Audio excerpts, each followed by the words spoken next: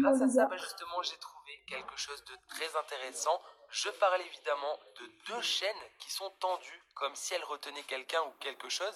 Eh bien, d'autres data mineurs ont trouvé ce qui était censé être à l'intérieur de ce bloc de glace et donc enchaîné. Et il s'agit d'un pingouin. Et oui les gars, je vous prends pas pour des cons, c'est vraiment ce qu'on a trouvé dans les fichiers du jeu. En tout cas, c'est comme ça que ça s'appelle.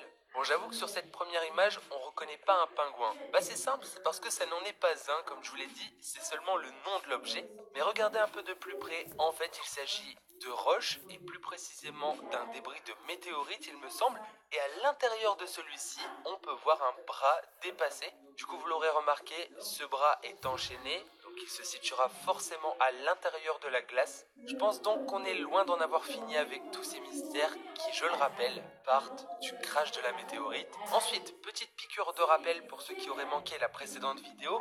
Sur l'écran de la semaine 8, on peut voir le roi des glaces en train d'envahir la map avec sa tempête de glace. C'est un peu comme s'il la contrôlait, en tout cas c'est ce que l'image veut nous montrer.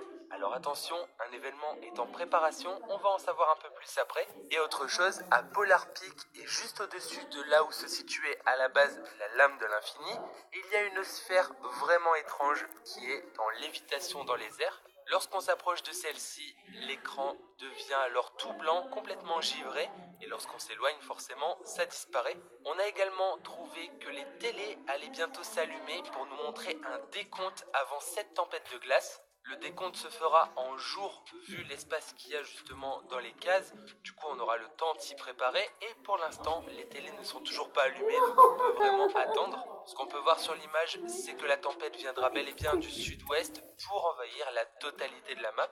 Et un dernier point, sur la dernière image qu'on a trouvée, on voit bien que quand c'est écrit No Signal, derrière il y a le roi des glaces, donc c'est bien lui qui contrôle cette tempête. Bref, tout ça on le savait déjà si vous avez vu ma vidéo tout à l'heure, mais je voulais quand même récapituler, c'est important, surtout pour la suite de la vidéo. On a donc trouvé quelque chose par rapport au château de Polar Peak, et oui, la glace devrait continuer de fondre pour ainsi libérer de la roche.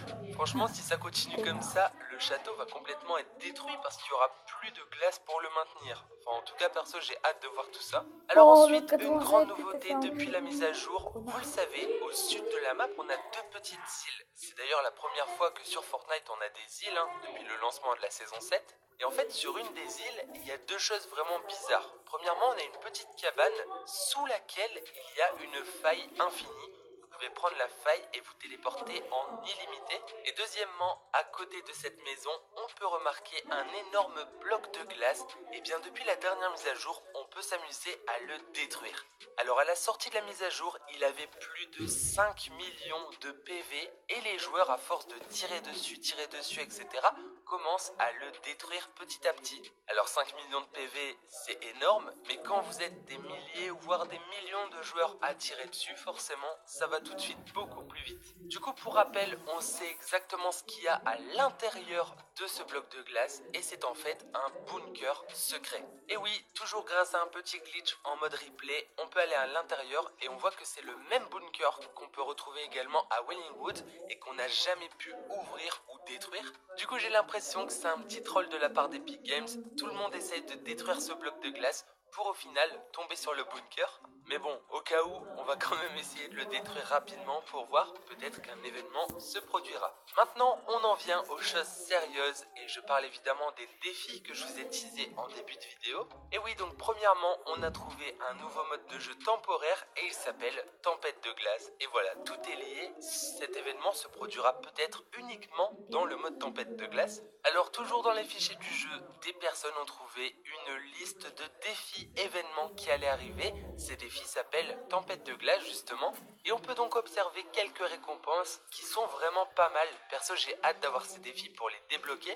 Alors il faut savoir que pour l'instant c'est assez buggé. Les défis ne sont pas complétés par Epic Games, il en manque certains, etc. Mais on peut déjà voir pas mal d'indices. Déjà, si on termine tous les défis de cet événement, donc il y en a 13 apparemment, on obtiendra un magnifique planeur. C'est le planeur du roi et de la reine des glaces. Une petite pub bien chiante. Tout de suite, je vais vous laisser regarder son animation et le bruit qu'il fait au lancement, et puis on se retrouve juste après.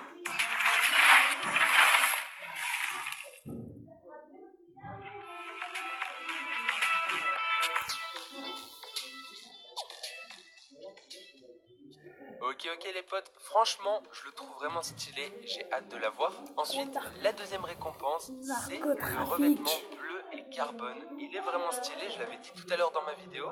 Une nouvelle fois en fond vous pouvez voir à quoi il ressemble sur les différentes armes et également les véhicules. Bon et à côté de ça, sur les différents défis, on peut voir qu'on gagne à chaque fois 500 XP. On peut également remarquer que les défis se débloqueront chaque jour un peu comme l'événement 14 jours.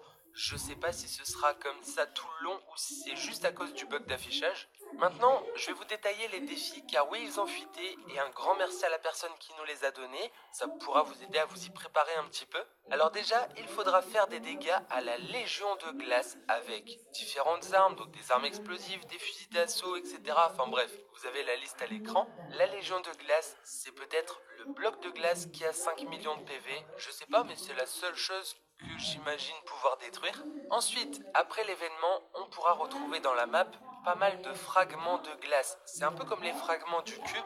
Et en gros, dans le mode tempête de glace, enfin c'est ce que je pense, on aura des monstres un peu comme les zombies. On aura donc différents types de monstres, plus ou moins forts, plus ou moins rapides, etc.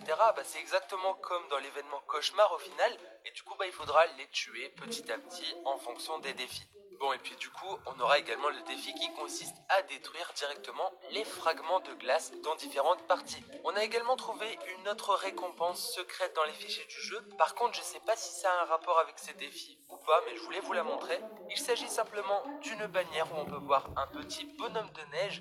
Peut-être qu'il faudra aussi l'obtenir avec un nouvel item dont on parlera par la suite. Sinon, vous l'aurez compris, tous ces défis tournent autour de la tempête de glace et les récompenses sont pas mal centrées sur le roi et la reine des glaces. Et bien dans les fichiers du jeu, on a trouvé deux autres objets qui pourraient sortir. C'est le skin reine des glaces que je vous présente plus et également la pioche. Alors peut-être que vu que les défis n'ont pas été mis à jour, on pourra aussi les avoir, mais j'en suis pas sûr à 100%. Du coup en commentaire, dites-moi ce que vous pensez de cet événement et de ces défis. Perso, j'ai hâte que tout ça se produise. Si c'est comme le cube quand il a disparu de Loot Lake, je pense qu'en gros on va avoir l'événement tempête de neige qui va peut-être recouvrir la map ou je ne sais quoi.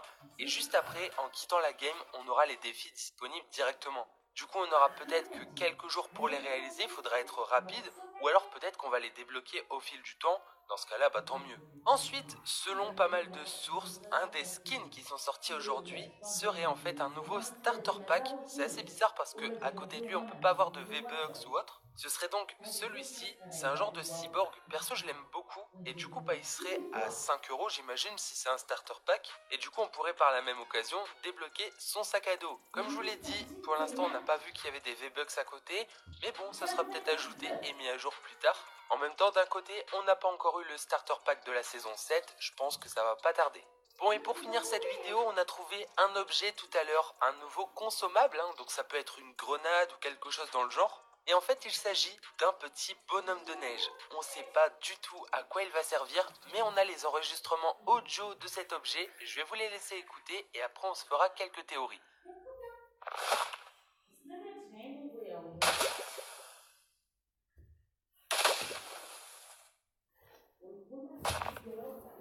Ok, comme vous l'avez entendu, moi perso ça me fait penser au piège de glace. Alors je me dis peut-être qu'on pourra lancer cette grenade sur les ennemis pour qu'ils aient les pieds glacés et que ça les gêne. En vrai ce serait pas mal, et puis l'idée du bonhomme de neige comme design, c'est assez sympa quoi. Bref, donc voilà pour cette vidéo. Comme je vous l'ai dit, on a parlé de pas mal de choses, plusieurs événements, des défis de ouf qui arrivent, bref.